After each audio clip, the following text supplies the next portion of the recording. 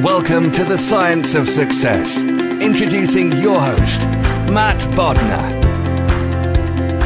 Welcome to the Science of Success, the #1 evidence-based growth podcast on the internet, with more than 2 million downloads and listeners in over 100 countries.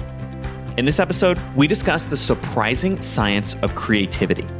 We begin with a fascinating look into how your brain creates reality around you and assigns meaning to things that often have no meaning at all. Then, we examine the unlikely relationship between doubt, ambiguity, and creativity. We ask how you can chip away at your assumptions so that you can open up spaces of possibility to be more creative. We explore the foundation of asking truly great questions and examine the way that doubt can be a powerful force for unleashing creative insights and more with our guest, Dr. Beau Lotto. Do you need more time? Time for work, time for thinking and reading, time for the people in your life, time to accomplish your goals? This was the #1 problem our listeners outlined, and we created a new video guide that you can get completely for free when you sign up and join our email list. It's called How You Can Create Time for the Things That Really Matter in Life. You can get it completely for free when you sign up and join the email list at successpodcast.com. You're also going to get exclusive content that's only available to our email subscribers. We recently pre-released an episode and an interview to our email subscribers a week before it went live to our broader audience. And that had tremendous implications because there was a limited offer in there with only 50 available spots that got eaten up by the people who were on the email list first. With that same interview, we also offered an exclusive opportunity for people on our email list to engage one-on-one for over an hour with one of our guests in a live exclusive interview just for email subscribers. There's some amazing stuff that's available only to email subscribers that's only going on if you subscribe and sign up to the email list. You can do that by going to successpodcast.com and signing up right on the homepage. Or if you're driving around right now, if you're out and about and you're on the go, you don't have time, just text the word SMARTER to the number 44222. That's SMARTER to the number 44222. In our previous episode, we discussed the science of talent. We looked at how great talent is built into the very physical structure of the brain itself, explored the incredible importance of striving at the edge of your ability and staying there as long as possible, the vital importance of making mistakes in the learning process, how a group of kindergartners beat a bunch of CEOs at a simple team building exercise, a powerful tool Navy SEALs use to make better decisions that you can apply in your life right now, and much more with our previous guest, Daniel Coyle. If you want to unlock your true potential, listen to our previous episode. Now for our interview with Beau. Today, we have another unique guest on the show, Dr. Beau Lotto.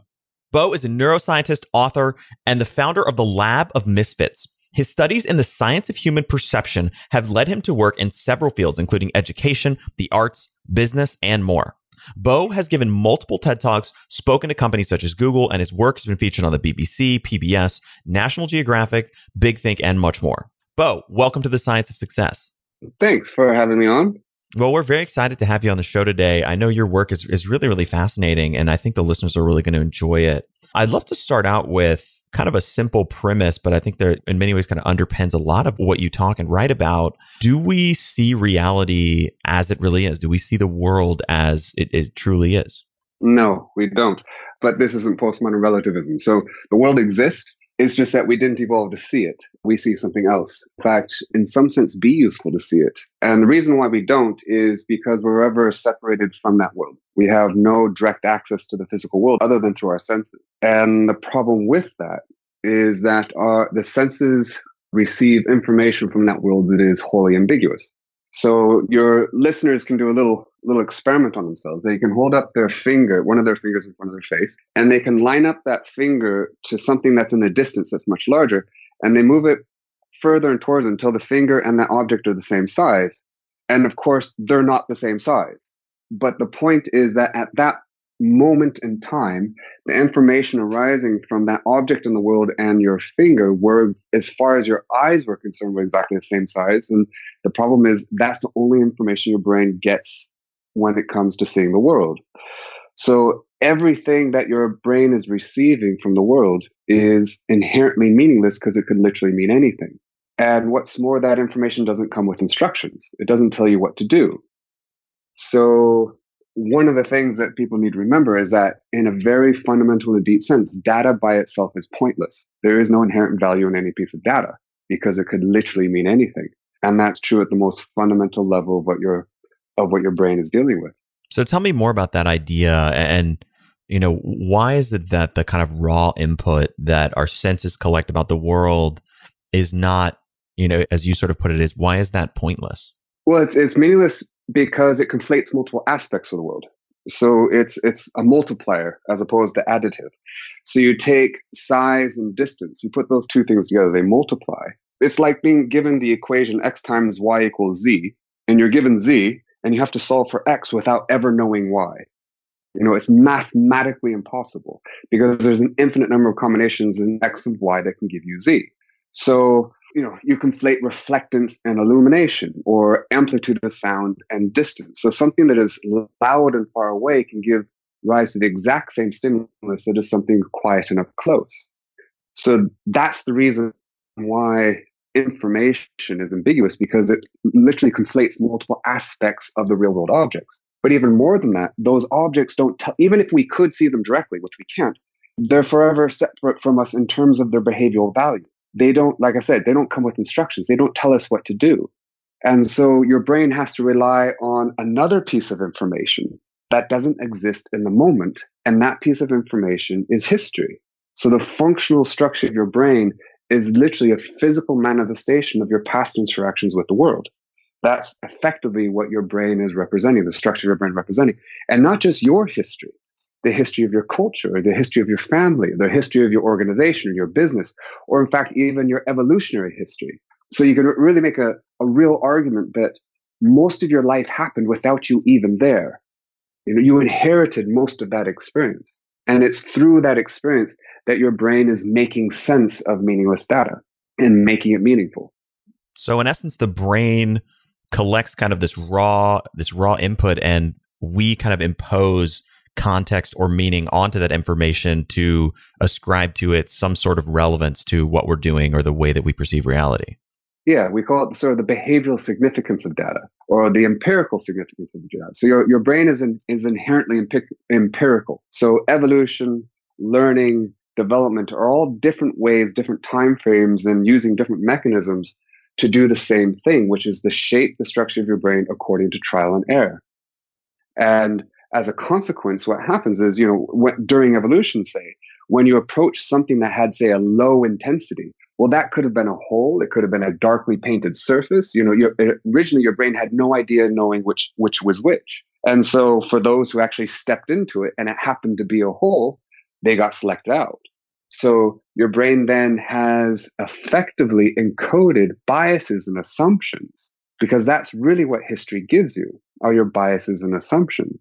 And those biases and assumptions keep you alive. Every time you take a step, your brain has hundreds of assumptions that the floor is not going to give way, the legs aren't going to give way, right? They are essential for your survival. But what was once useful may no longer be useful, which is why your brain also evolved to adapt. So we're constantly having to update our biases and assumptions. But a common misperception or misconception is that while we think we might have sometimes biased assumptions, but other times not. In fact, you always do. You can never step outside your biased assumptions. So the whole idea of stepping outside the box is a silly idea, because all you do is you step inside a new box. You can never leave them. So it creates a fundamental question about how we could actually ever see differently. But that's what history is giving you. It's giving you bias and assumptions. And it's through that you construct what you see. So what would you say to somebody who, comes back and says, well, there is kind of an objective real world, beyond my own perception? Well, of course, there's a real world. So there is a physical world. There's a physical world literally of energy, right? What your senses are detecting is energy in terms of, say, electromagnetic radiation or vibrations that your eardrums are detecting. So there's literal energy and chemicals in the case of your taste buds or your olfactory system. So that's what you're detecting, of course. So that exists. And it's generated by stuff in the world. It's just that, again, we don't see it. So take, for instance, color. Color makes a very good point. So color comes from light. Light, by definition, is the part of the electromagnetic spectrum between 400 and 700 nanometers that we're sensitive to. Well, actually, the amount of electromagnetic radiation out there is massive compared to that tiny window that we see. So we see only a very small part of the whole possible spectrum. So that's one point. The other point is that it's a linear space from 4 to 700, so small to large. But our perception of color is not a line. So at one end, we might see red. At the other end, we see blue. Now, perceptually, red and blue are actually quite similar to each other. In fact, they're more similar to each other than they are to green, which means our perception of color is in fact a circle, right? Red, green, blue to yellow. But the light that's generated is not circular. It's a line. What's more is we break that circle into categories of color. Again, red, green, blue, and yellow, but there's nothing categorical about light spectra. But it was actually useful to see 4 colors. And one of the possible reasons for doing so is that if you think of cartography, when you're making a map, you need at least 4 colors to make sure no 2 countries share the same color, right? So it's called the 4-color map problem. So in other words, we're solving these problems in a way that's useful, but not necessarily realistic. And another perfect example is pain. The perception of pain is not a function of the world. There's nothing in the world that is painful, right? Pain doesn't exist without us there to sense it. Pain is the perceived value or importance of a stimulus. It tells you to avoid, but there's nothing inherently painful about an object. So how do things like sort of optical and auditory illusions sort of interact with this thesis? So what they demonstrate is that a number of points. What they don't demonstrate is far too often people will use illusions, I think, in a fairly superficial, trite way, which is to say that our perceptions are being fooled. And your perception is not being fooled. So this might seem a contradiction to what I said. They're only illusions if you assume that the brain evolved to see the world accurately. And by definition, an illusion is to see it differently from the way it really is. So if you evolve to see the world accurately, then you're seeing illusions. But the argument here is that we didn't evolve to see the world accurately. We evolved to see it usefully. And what evolution gives you is not accuracy. Evolution gives you utility. So in that sense, you kind of have 2 options. Either everything you see is an illusion or nothing is. Your perceptions are not fragile. They're robust. It's just that they're not seeing the world in any sort of literal sense. They're seeing it in a utilitarian sense. And that's incredibly useful, right? If there were a one-to-one relationship, it would be between our perceptions and the world. It would mean that we had no way of actually adapting or changing our behavior. But instead, we can constantly update and see the world differently. We can constantly adapt. So there's actually tremendous freedom in understanding that your perceptions are not of accuracy. And illusions make that point very strongly. What's more, they demonstrate of where the perception is constructed, which is that it's constructed empirically. It's constructed in your history. So in our own work, we've shown that we can take illusions and we can make one more or less consistent with different types of what we call empirical significance, and we can either increase or decrease the illusion accordingly. So we can make it more or less consistent with different kinds of experiences, or we can even create new experiences to create new illusions. So in that sense, language is an illusion, right? You take a word, you take the word light, and you put it in new context and you change the meaning. So if you put it with a lighthouse with a space in between, that means one thing. But if you put it as lighthouse with no space in between, you have yet another word, another meaning. That is effectively an illusion. The same stimulus giving rise to different meanings depending on what surrounds it, all of which is grounded in your history of what it meant before. And so this kind of context that we bring to bear when we're constructing our perceptions of reality, you touched on this a little bit, but where does that come from, and how do we think about all of the things that are kind of shaping our perceptions of reality? The context comes from history. So there's no inherent value in context. I'll give you an example. So if I give you a hieroglyph, right? I presume you're not an Egyptologist, but tell me if you are. So if I give you a hieroglyph, that probably doesn't mean anything to you. It doesn't mean anything to me, right? But if I put it in a new context of hieroglyphs, it changes its meaning. But you still don't know what it means because that context is also just as ambiguous to you. So in that sense, the concept of a context is arbitrary, right? The decision of what's a stimulus and what's its surround is meaningless So the context is as meaningless as is the stimulus. What's relevant is how they relate that to the past, to what this meant for your behavior in the past. And what the past gave you is not the history of what the thing turned out to be, because you never have access to this. We're not like artificial neural networks being trained by Google, because in that context, you have the computer scientist, when the neural network gets trained and it's giving you an answer, and the computer scientist says, no, that's not right. This is the real answer. And then it, what we call, back propagates the error, right? And it's because it's giving you an absolute error. But in our experience, we don't have that, right? We don't have a God that tells us, actually, you got it wrong by this amount. What we have is behavior. What we have is whether or not it enabled us to survive. And so that's what context is doing. It's relating the present to the significance of the past. And again, not just your past. It could be your evolutionary history's past, right? It could be the past that you inherited from your culture. And I think there's a really good example that you shared of this, I think in your Google talk, which we'll throw into the show notes as well. But it's hard to demonstrate in some ways the podcast because so many of the examples and things you use are visual. But there's like this image of a circle or a little dot that was like inside of a box, and there was a triangle that was like coming into the box and like moving towards it, right? And so in and of itself, it's basically irrelevant, but you can impose the context that this is like a horror movie where the dot is being slowly hunted down by the triangle. Yeah, that's right. So that was a video that was made in the mid 1940s, and so it's a video made in the 1940s. And what happens is that you have two triangles in a circle, one larger triangle and a small triangle and a circle, and of course they don't mean anything until you put them into motion. And as soon as you put them into motion, people watching it can't but help project a meaning onto these shapes. They start hating the big the big triangle, and they start feeling bad for the little triangle. And then suddenly, after the big triangle beats up on the little one, it moves over very sort of slowly, opens this sort of line drawing door and goes into this larger square. And it looks like it's going to go after the little circle. And everyone starts worrying for the circle, right? And then during my talks, I actually stop it just before the triangle does anything. And everyone's like, what happens to the circle, right? But of course, none of that actually exists. All we've done is we've put it into motion. And through that motion, you then recognize meaning in the motion.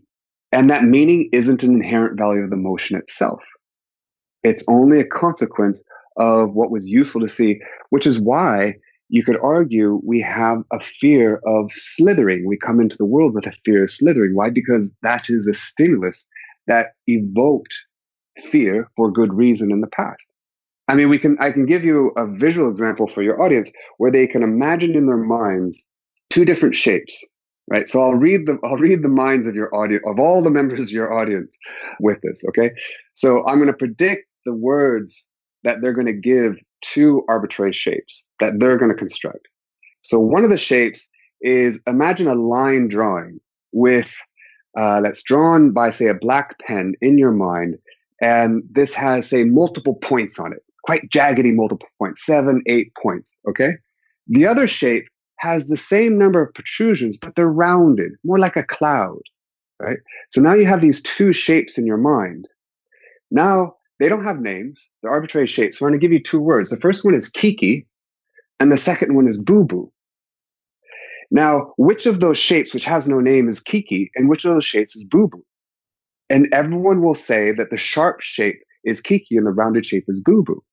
And the deep question is why? And it has everything to do with pain, right? Your perception of pain. Because if I give you the words of love and hate, everyone will say the sharp shape is hate and the rounded shape is love. And if I say hate and I prick your finger, activate the same part of your brain, which is about pain, because hate is a painful perception. So what you're doing is you're actually comparing the meaning of the information, not the information itself. That's the basis of metaphor. And I love this sort of Kiki and Boo Boo example, because when I saw those two images, especially, immediately it seems so obvious that sort of the sharp, jagged, shape is Kiki and the sort of rounded blob-like shape is Boo Boo. And yet it's completely arbitrary. It's completely arbitrary, of course. I mean, there's nothing meaningful there's no even meaning in the word hate. And in fact, some people could say, well, these sounds are sharp. Well, then I can give you the word odio. right? And for all your native Spanish speakers, if they ask the same question in their mind, which of these shapes is odio, they'll say it's the sharp shape. Why? Because odio means hate, even though it's a rounded sound. So again, we're comparing and we're matching and making relationships to the meaning of data, not the data. And again, that meaning is a historical meaning. And I love the kind of shape examples because they're so arbitrary, right? They're literally sort of just geometric shapes moving around, or in the case of Kiki and Boo Boo, sort of static. And yet we naturally kind of impose and bring to bear all of our kind of past experiences and create, in some cases, kind of a narrative and all of this sort of information about what's going on. And yet there's actually nothing really there. Absolutely. And you can make the same argument for everything that you and I are saying right now. Everything that we're saying right now is inherently meaningless. There is no meaning in anything we're saying. Your listeners are actually constructing the meaning in their heads. In fact, we're doing it ourselves. And when we think about shapes and the meaning of shapes, you can think of the shape of a face and the shape of expressions of a face. Because in the same way, we have no direct access to the reflectance of an object. We have no direct access to another person. We can measure their what and their where and their when, but we can never measure their why. We can never measure why they do what they do. We can never be inside their head, which means that everything that someone else is doing, you are constructing the meaning of what they do based on your history of experience, your biases, your assumptions.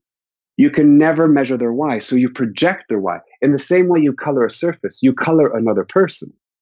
So every personality that you perceive is literally inside you, projected outward. You're coloring another person based on the arbitrary information that you're receiving.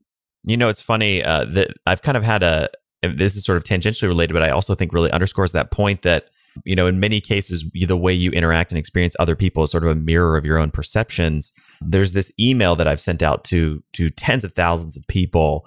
And it's this really simple email. It's just sort of hey, I introduced myself, all this stuff. And the responses, I'm actually going to write an article about this because it's so ridiculous, but the responses I get to this one email are complete polar opposites. Some people will, you know, be incredibly thankful, grateful. Hey, thank you so much. Wow, I can really sense you're such a good person. This is awesome. And it'll literally on the other end, as people will be like cursing me out, telling me I'm a scumbag, like get out of my inbox. I mean, it's the same text to thousands of people, and yet the responses couldn't be more different. Yes. I mean, that's, of course, why we have things like emojis, because we're trying to layer in, because you can't have intonation in text.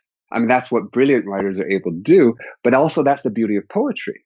The beauty of poetry is to create a certain level of ambiguity that enables people to construct the meaning themselves and to reflect onto that.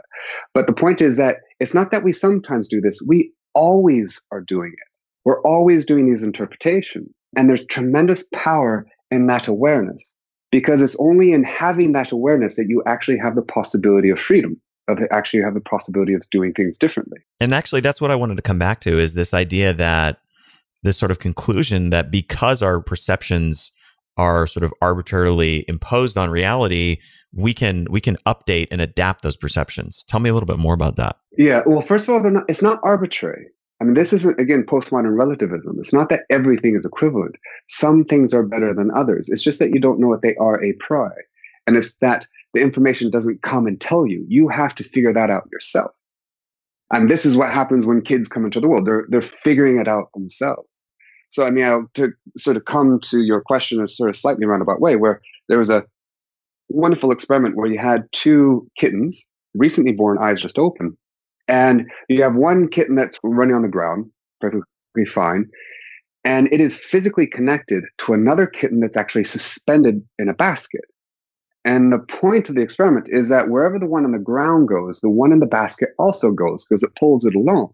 And after a period of time, you take the two kittens and you test their vision.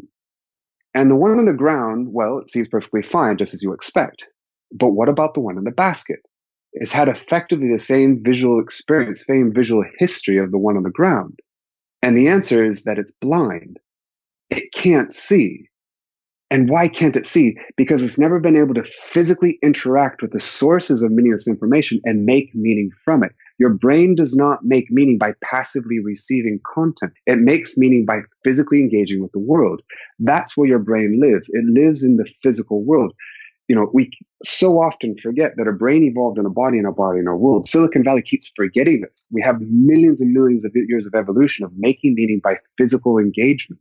And the reason is because that's how your brain can actually get feedback.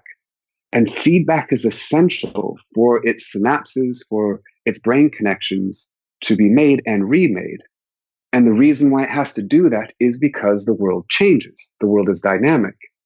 Constantly updating, constantly updating, I call it redefining normality, is because what was once useful may no longer be useful. The biases that we used to have, which were useful at one point, may no longer be useful, and yet it's still constraining our behavior. Your brain never makes a big jump. I can't get from one side of the room to the other without passing through the space in between. The same is true for your thoughts and your ideas, right? All you do is you take a small step to the next most likely possible. And what is next most likely possible is determined by your biases and assumptions. There might be a great idea that's far away in your space, but you can't even see it. You're just going to take a small step. So the only way to see differently, if everything you're doing is a reflex grounded in your history of biases, how could you ever see differently? And the answer is change your assumptions and you'll change your perceptions, because you'll actually change the space of possibility and therefore the thing that sits right next to you. And the way you do that is by physically engaging with the world. So I think that before we get into kind of the how we actually change our assumptions, I think you highlighted a really important point from your work, which is this idea that to the sort of from an external perception, creativity can seem almost magical because the gap between these two connections seems really broad to a sort of a spectator, but it's actually not to somebody who's sort of been expanding their sort of space of adjacent possible. That's right. So we typically think of creativity as, putting two things that are far apart together. Again, this concept that your brain makes big jumps and this moment of insight, right? Well, that's not really what's happening. I'd argue that there's nothing creative about creativity. Creativity is only creative from the outside, not from the inside. So when you see someone putting two things that are far apart together, it's for you that they're far apart together, right? But they are making a small step to the next most likely possible. The difference is your space is a possibility. They have different assumptions, different biases, because they had a different history than you. So that's why we see, wow, how did they do that? Well, they're not. They're making a small step to the next most likely possible. But that means what creativity is again, to make small steps, but to change what's possible by changing your biases and assumptions. And that, if that's true, then what makes creativity hard is the process of changing biases and assumptions, not the process of linking things that are far apart together. So it shifts the sort of the focus of the task, which actually makes creativity far more accessible. Too often, creativity research is they'll do research on people who are creative, and they say, this is what it's like to be creative, suggesting that the answer is, well, if you want to be creative, be like them. Or that creativity is only accessible to the artists, etc. No, creativity is accessible to everybody. What's hard, again, is for some reason, what's hard is changing your bias and assumptions. That reminds me of, I don't know if you've ever read the book, Stephen Johnson's book, Where Big Ideas Come From. It's a really interesting read. And he talks about this notion, he studies Darwin and all this other stuff, but he talks about this notion of what he calls the adjacent possible, right? Which is the same idea that it's not that there's these sort of giant creative leaps, but it's basically that it's kind of this slow, constant kind of iteration that eventually looks like a giant creative leap. That's right. So from the outside, you don't see that progression. But then the question that's not answered there is the progression of what? What is progressing? In one sense, there are a number of ways of answering that. One is when you take a step, what's the reference of that step? Is it your previous step, or is it a step of everybody else? So when you're deviating, all you're doing is you're making reference to your previous step, not the step of everybody else. And what you find is accidentally or otherwise, you go in a different direction. To do it for the sake of it is not so interesting. But to do it because you're following a passion, you're following something you care about, you're making reference to your previous step, you just happen to find yourself going in different directions. Not always. Sometimes you might find yourself going in the same direction, and that might be a good idea, because that might be a great solution.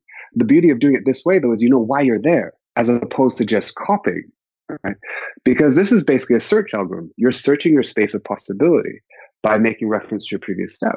And then suddenly you look up and whoa, no one's around you, right? Because you were following your own trajectory. You've now deviated, but you've not done anything particularly special. What you've done is you made reference to your previous step, and you've challenged your assumptions and biases through the process of asking questions. Hey everyone, I wanted to take a quick second and tell you about this episode's incredible sponsor, Brilliant. Brilliant is a math and science enrichment learning platform. Brilliant is unique in that it teaches you these concepts through solving fascinating and challenging problems. We'll be featuring a new sample problem to our email subscribers every week as part of Brilliant's support for the show, so be sure to check those out. Listeners have loved solving these sample problems in the past, and Brilliant's problems feature all kinds of cool scenarios from poker games to World War II airplanes. In fact, Brilliant explores many topics, including computer science, probability, machine learning, physics, and much more. It's a great way to learn and an addictive, interactive experience that's enjoyed by millions of students, professionals, and enthusiasts around the world. You can get started today by going to brilliant.org/science of success for free. When you visit our link for a limited time, you'll also get 20% off of an annual subscription when you sign up, just for being a Science of Success listener. Brilliant also has these amazing principles of learning, which showcase their passion and dedication to teach people these vitally important STEM skills.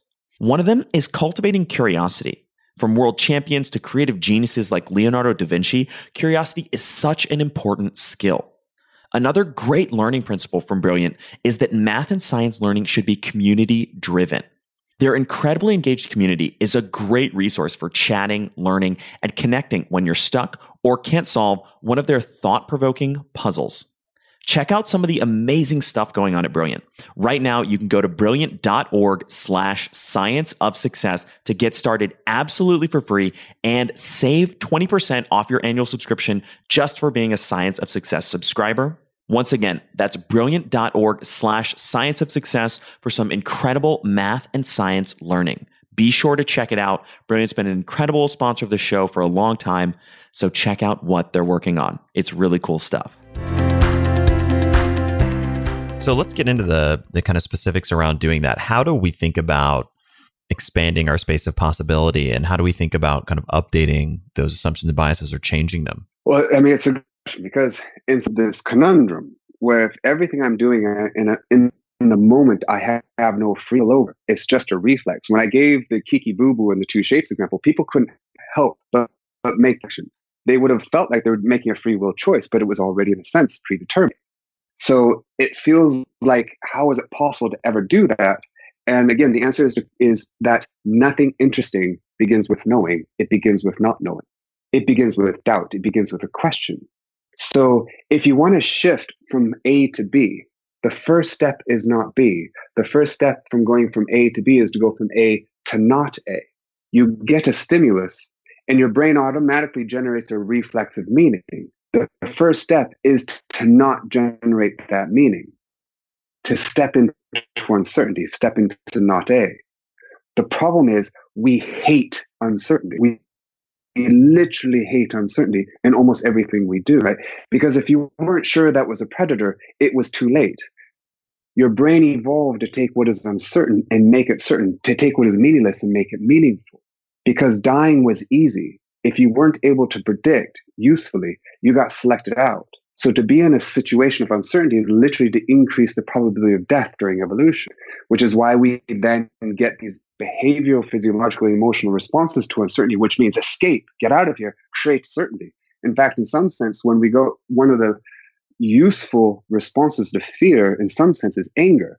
Because what happens with anger is you become morally judgmental, you become completely certain in your view, you feel better. But though a natural response, it is completely devoid of creativity. It's how you then step into uncertainty and exist there. But that's one of the deepest problems, is that we hate uncertainty. The other problem is that so many of us aren't aware that we have all these biases and assumptions, that everything we do is grounded in them. And again, not always to disadvantage, usually to advantage. But we lack the awareness that everything we do is grounded in biases and assumptions, most of which we inherited.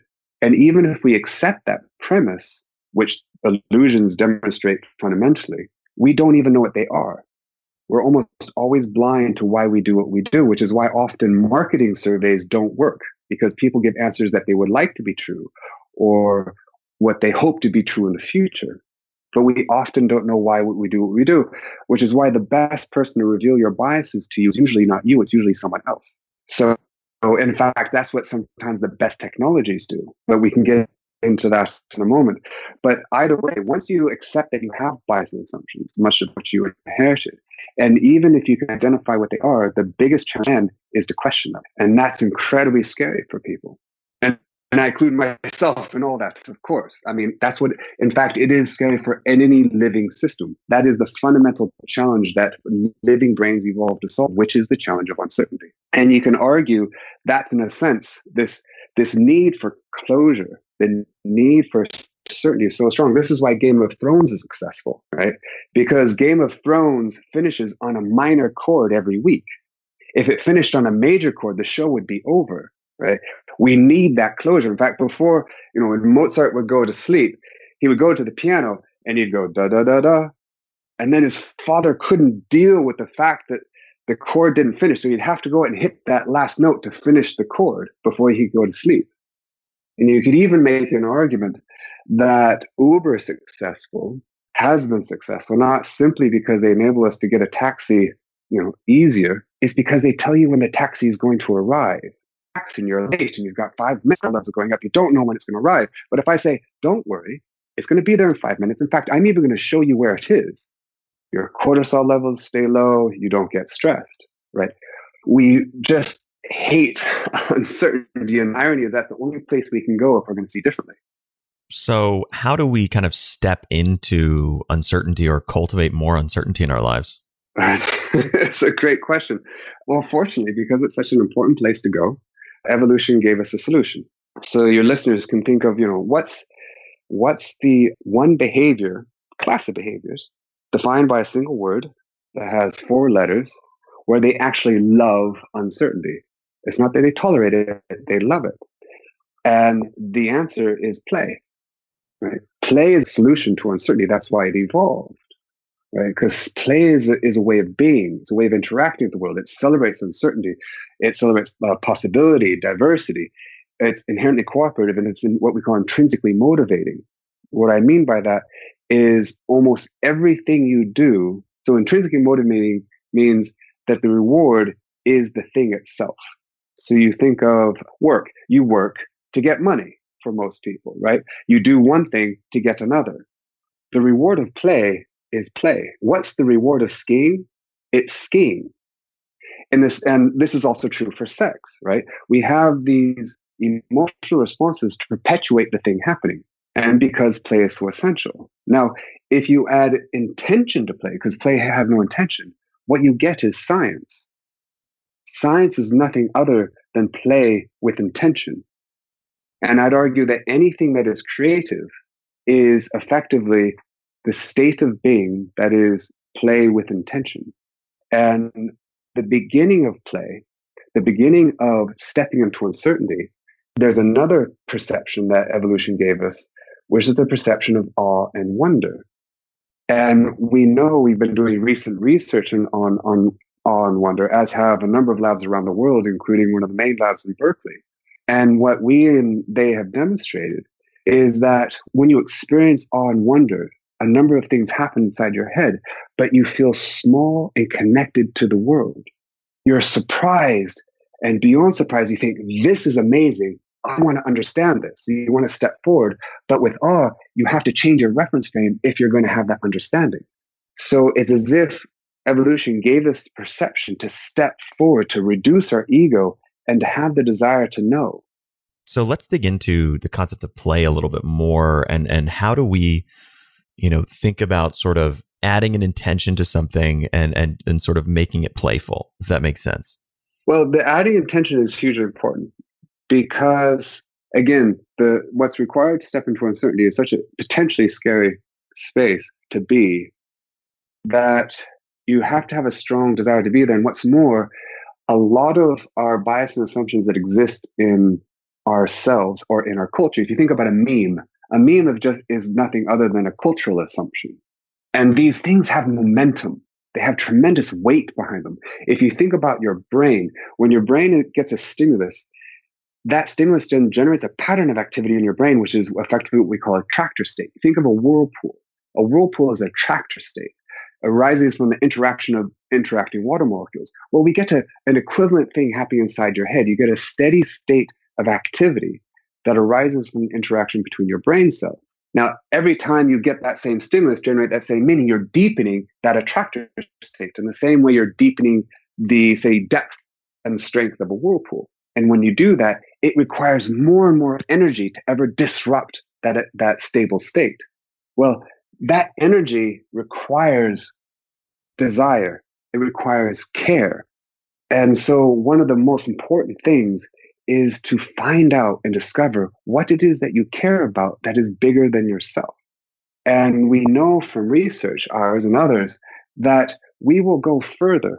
We will tolerate more pain. We'll walk further across a desert for someone else than for ourselves. There are many stories where someone was, say, plane crash in a desert and they're trying to get across. And it was the fear of not dying, but the fear of their loved ones finding them dead that drove them on more than the fear of their own death. So again, it's another perception that we've evolved to help us maintain that momentum to change that attractor state. So when thinking about this, it's about care. It's about caring for something that's larger than yourself. So I want to kind of zoom it into something really specific. Let's say I had a challenge in my life or my work or something like that I wanted to address more creatively. How do I kind of concretely bring these two ideas of play and intention together into sort of solving that challenge? Well, the first one, I suppose, is to ask a question, but ask a meaningful question. So too often we ask the question, well, first of all, you have to adopt that mindset. And you have to adopt a mindset of entering conflict in a new way. So conflict, as I define it, has to do with engaging in a situation that's different from what you expect, right? You're now in conflict. So if you want to change something, you're now in conflict with yourself, for instance. Now, normally, if you and I are in conflict, too often we've been trained and experienced that my aim is to prove that you're wrong and to shift you towards me. The problem is you're trying to do exactly the opposite, prove that I'm wrong and to shift me towards you. So notice that conflict is usually set up to win but not learn, because you only ever learn if you move, right? It's a crazy strategy. Evolution does not solve conflict in this way. Evolution is about movement. So first of all, you have to adopt a state where you have the desire to move in conflict, which means you have to enter conflict in a different way. And actually, once people understand how perception works, you're almost foolish. In fact, you are foolish if you enter conflict with answers, enter conflict with certainty, when instead you should be entering conflict with questions, entering conflict with doubt, with uncertainty, because now you actually have the possibility of moving. So that's the first thing. The second thing is, what is it that you're going to move?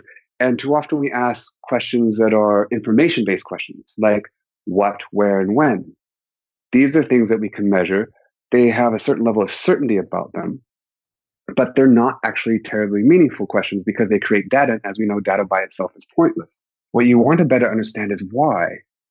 Because what you really are after is not a rule. Rules are very efficient. They're useful in cases of efficiency, but they're specific to a context. What you want is a principle, because principles transcend context. And you get to principles by understanding why something does what it does, not what it does. When you do a Google search, what Google really wants to know is not what you're searching for, but why you're doing the search. And they use keywords as proxies for the why. So that's the other thing. Find out what you care about, have the desire to move, to shift, and ask the right question. Ask the question of why, and then usually engage other people. Because the most interesting collaborations are between naive and expert. And you can shift between naive and expert in your own mind. Experts are super efficient, but they're crap at asking a good question because they know what they're not supposed to ask. Whereas people who are naive are great at asking questions, but they don't know they're good questions. What's remarkable is that an expert can recognize a good question when asked. They just often can't ask. So it's a wonderful combination. So that's the collaboration. And when people experience growth through conflict, there's an elation that they feel.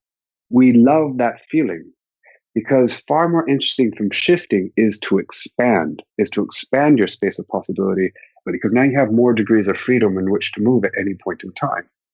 So looking kind of at a really granular level, how do you think about, or how do you sort of in your own life start to kind of celebrate doubt and start to, chip away at some of your own assumptions and be more adaptable? It's hard for me as well, but I actually think it is literally an exercise. Just like you get stronger muscles by using them, you get a stronger brain by using it. 20% of the energy that you consume goes to 2% of your body mass. Your brain is incredibly expensive. When you see differently, you literally are growing, in some cases, new brain cells. You're definitely growing more complexity of the brain cells that already exist. You're reforming connections. And when two grandmaster chess players sit next to each other and play a game of chess, they literally burn thousands of calories by sitting and thinking. Thinking is expensive. It's hard, which is why so often we don't do it. We try to avoid it.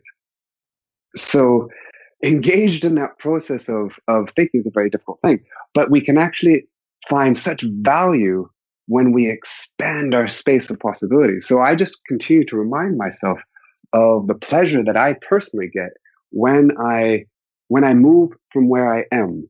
And I get tremendous pleasure even in conflict with my wife when I realize what an idiot I've been, right? Because wow, that's something I didn't know before. And I get tremendous pleasure from that realization. In my view, to be liberal conservatives has nothing to do with your political space. It's whether or not you're willing to move from wherever you are. And I don't understand why we wouldn't have that desire to move, because we get such elation when we do. So I think, and tell me if this is incorrect, but it seems like a kind of a key piece of what you're describing is this idea that when we encounter any sort of issue, challenge, conflict, et cetera, where we want to kind of bring creativity into the fold, a really key piece of it is not entering with kind of the certainty of trying to prove a certain point or prove, that you're correct or validate your existing assumptions. It's much more about bringing kind of doubt and an awareness that, and a humbleness that you want to find out what's really true. That's right. So creativity begins with humility, right? It begins with not knowing. It doesn't begin with arrogance, that's for sure. And if you think about design, even the design process, most of design begins with a problem. And then they iterate to try to find a better solution. Now, that iteration is nothing other than an empirical process, which is effectively science. But science doesn't begin with iteration, and science doesn't begin with a problem. The best of science begins with a question. Because if you come up with a great solution to a problem that's completely meaningless, who really cares? So what's really hard and a real challenge is finding a good question. And we don't even teach children. We too often don't teach children how to ask a question, what's much less what a good question is. Most questions are not good. It's great to ask questions, but not all questions are good. And what defines a good question? Well, usually to doubt what I assume to be true already. But that's very hard because often I don't even know what my biases and assumptions are. So how can I even question them? So really what we're after is asking really good questions. And what iteration is about is not about iterating to better solutions. It's about iterating to better questions. Because if I ask a brilliant question and come up with an answer, I usually have actually increased uncertainty because I usually create more questions in that solution. So design thinking should be starting with questions and finding out what those questions are that you either care about deeply, what another person cares about deeply, or what is relevant to the situation, or what even the organization is about. I think that makes a ton of sense and kind of ties back in this whole, conversation we've been having about uncertainty. In many ways, questions, it seems like, are an incredibly powerful tool for sort of cracking open the door of uncertainty or possibility, and bringing a healthy amount of sort of humility to the questioning process can really help open up spaces of possibility that ultimately underpin creative thinking and creative insight. That's right. And again, what the best questions do is they actually expand your space because again, it's not necessarily about shifting. If you're on a line, all you can do is go forward and away. But if you're on a surface, now you can move in 2 dimensions. If you're in a cube, you can move in 3 dimensions. That's what it is to be adaptable. That's what it is to be open. That's what evolution does. I mean, another strategy is because really what you really want to do when it comes to innovation, because innovation has 2 sides, it has creativity and efficiency. It's not being on one side or the other that matters. If a bus is coming at you, I don't want people to stop listening to this and go out into the street and say, oh, I wonder if I could see this differently, right? You want to get out of the way as fast as possible. It's just that we live life too often as if everything is a bus. Wisdom is knowing when to be on one side of the edge of chaos or the other, right? It's being at the edge of chaos on average. So, and innovation is actually the cycle between efficiency and creativity.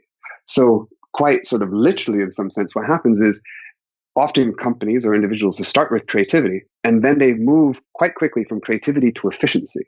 What they're doing is they're going from a high space of possibility to a lower space of possibility. They're decreasing dimensionality. That's to increase efficiency. The problem is they'll then often stay there. And then the world will change and they keep trying to maximize efficiency. What they need to do is expand the space again, i.e. they need to increase the dimensionality of the search space again. That might mean add a new person, increase the diversity of the group that you're working with. The best solutions in a complex system exist in a complex search space, not in a simple search space.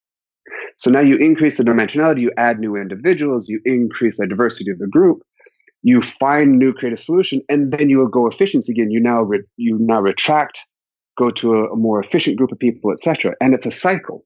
So for listeners who want to sort of concretely implement the principles and ideas we've talked about today, what would be kind of one action item or sort of piece of homework that you would give them to test or apply some of these assumptions? It would be often I've given quite a few talks, and I remember this one person coming up to me afterwards and say, "Oh, I'm so glad you told me this because my wife has so many assumptions and biases. She's always saying this, that, and the other. I can't wait and go home and tell her about all her biases and assumptions." And I'm thinking, you really missed the point because you're absolutely right, but he's missing the point that he too has all those biases and assumptions that are being projected onto her. So first, take ownership of the fact that you have these biases and assumptions. And your first exercise is to engage in the person that you care about with a question, with an assumption the next time you're in a conflict. That's one exercise. Another exercise is simply to practice going from A to not A, to practice letting go of reflexive meanings. What would be an example of that? Take a cold shower, and you're in the cold shower. Normally we feel, this is uncomfortable. Well, that's being an A. That's having a reflexive response to the meaning of the coldness. Try doing this. Feel the water, feel it is cold, but try not to attach a meaning to it. Just feel the water and feel it cold. Don't attach the significance of uncomfortableness, but also don't try to pretend that it's not. Just feel it as neutral. And this is effectively what meditation is trying to do. Right, is trying to let you sit within not A, to let go of reflexive meanings. And a final other exercise is when we think about how we can actually change what we're going to do in the future, the way we do that is we change the meaning of what's happened in the past. So your brain is like a time machine. It's constantly moving past, present, future. And while we can never change what happened, we can change the meaning of what happened. Because what I want to do in the future is the history of not what happened, but the history of those past meanings. I literally change my statistical history, which means I'll alter. And that's effectively what every story is doing, every therapy is doing, is getting you to re-mean the significance of what's happened in order to change what you're going to do in the future. And for listeners who want to be able to find you and your work online, what's the best place for them to go to find you? Well, so we have a lab. We have a couple of companies as well. And so the lab and company are called the Lab of Misfits. And they can go online at www.labofmisfits.com. And of course, there are a number of talks, etc., and the book Deviate. Or send me an email. And what's a good email for them to reach you? Beau@labofmisfits.com. My lab also is increasingly putting on events. We effectively turn my lab into a nightclub, and we measure everything in the experience. We call it the experiment. We create what we call experiential experiments. And the idea is that people have an experience and they walk away with a better understanding of themselves. And so they can keep track of where and when we do this. Perfect. Well, we'll make sure to include all of that in the show notes. Beau, thank you so much for coming on the show, for sharing all this wisdom and all these insights with the audience. Fascinating conversation, and we really enjoyed having you on here. Thanks a lot. It was very fun. Thank you so much for listening to The Science of Success. We created this show to help you, our listeners, master evidence-based growth. I love hearing from listeners. If you want to reach out, share your story, or just say hi, shoot me an email. My email is matt@successpodcast.com. That's matt@successpodcast.com. I'd love to hear from you, and I read and respond to every single listener email. I'm going to give you 3 reasons why you should sign up for our email list today by going to successpodcast.com, signing up right on the homepage. There's some incredible stuff that's only available to those on the email list, so be sure to sign up, including an exclusive curated weekly email from us called Mindset Monday, which is short, simple, filled with articles, stories, things that we found interesting and fascinating in the world of evidence-based growth in the last week. Next, you're getting an exclusive chance to shape the show, including voting on guests, submitting your own personal questions that we'll ask guests on air, and much more. Lastly, you're going to get a free guide we created based on listener demand, our most popular guide, which is called How to Organize and Remember Everything. You can get it completely for free, along with another surprise bonus guide by signing up and joining the email list today. Again, you can do that at successpodcast.com, sign up right at the homepage, or if you're on the go, just text the word SMARTER, SMARTER, to the number 44222. Remember, the greatest compliment you can give us is a referral to a friend, either live or online. If you enjoyed this episode, please leave us an awesome review and subscribe on iTunes, because that helps boost the algorithm, that helps us move up the iTunes rankings and helps more people discover the science of success. Don't forget, if you want to get all the incredible information we talk about in the show, links, transcripts, everything we discuss, and much more, be sure to check out our show notes. You can get those at successpodcast.com. Just hit the show notes button right at the top. Thanks again, and we'll see you on the next episode of The Science of Success.